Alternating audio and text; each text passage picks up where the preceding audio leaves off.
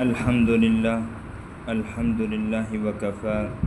وسلام علی عباده الذین اصطفى اما بعد فاعوذ باللہ من الشیطان الرجیم بسم اللہ الرحمن الرحیم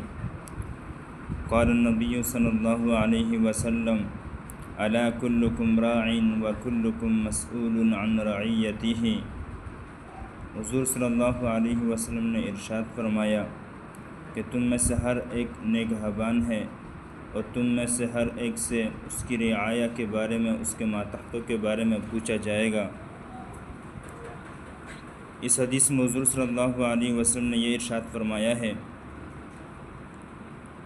کہ تم میں سے ہر ایک نگہبان ہے اور تم میں سے ہر ایک سے اپنے ماتحتوں کے بارے میں پوچھا جائے گا، یعنی بادشاہ سے اس کے عوام کے بارے میں پوچھا جائے گا، اسی طرح وڈیرے سے، گھر کے سربراہ سے، علاقے کے سربراہ سے اس کے علاقے کے بارے میں پوچھا جائے گا۔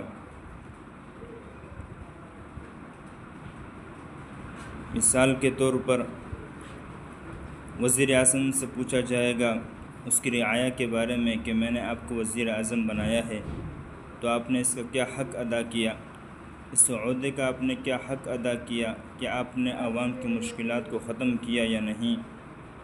کیا آپ نے عوام کو سہولت فراہم کی یا نہیں، تو ان کے بارے میں پوچھا جائے گا۔ اسی طرح علاقے کے سربراہ سے اس کے علاقے کے بارے میں، خاندان کے سربراہ سے اس کے خاندان کے بارے میں پوچھا جائے گا۔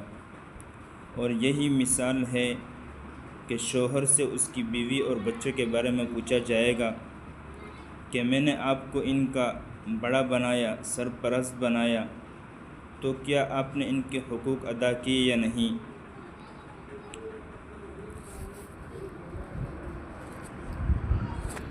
آپ نے ان کے حقوق ادا کیے یا نہیں، آپ نے ان کی پرورش کس طرح کی، آپ نے ان کو حلال اور حرام سکھایا یا نہیں، آپ نے ان کو سیدھے راستے پر چلنے کی تلقین کی یا نہیں کی۔ تو شوہر سے اس کی بیوی اور اس کی اولاد کے بارے میں پوچھا جائے گا۔ تو میرے عزیزو، بادشاہ کو اپنے عوام کے بارے میں سوچنا چاہیے اور شوہر کو اپنی بیوی اور بچوں کے بارے میں سوچنا چاہیے اور ان کی اچھی تربیت اور پرورش کرنی چاہیے تاکہ ہماری آئندہ نسلیں پروان چڑھے، تاکہ ہماری آئندہ نسلوں میں دین باقی رہے، تاکہ ہماری آئندہ نسلیں دین سے غافل نہ ہو، تاکہ ہماری آئندہ آنے والی نسلیں دین سے بالکل بھی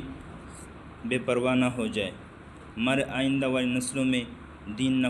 کچھ ہو، اور اس کا جو مرکز ہے وہ ہے مدارس۔ اگر ہم اپنے بچوں کو مدارس میں داخل کروائیں گے تو ان کا دین بھی محفوظ ہو جائے گا اور ان کی اچھی پرورش بھی اور تربیت بھی ان کی اچھی ہوگی۔ وآخر دعوانا الحمد للہ رب العالمین۔